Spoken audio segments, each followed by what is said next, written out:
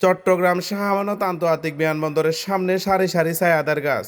এই গাছগুলো শুধু সবুজ প্রকৃতির অংশ নয়, দীর্ঘদিন ধরে হয়ে উঠেছে বিদায় আর বরণের আবেগঘন মুহূর্তের সাক্ষী।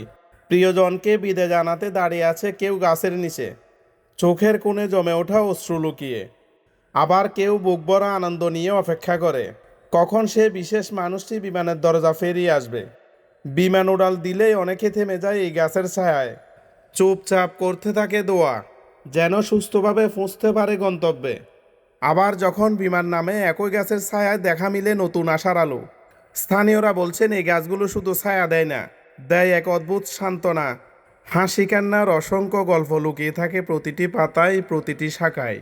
বিদায় আর বরণের মিশেলে তৈরি হয়েছে এক অনন্য দৃশ্য, যা আজও চট্টগ্রাম বিমানবন্দরের সামনে দাঁড়িয়ে থাকা এই গাছগুলোর সঙ্গে জড়িয়ে আছে।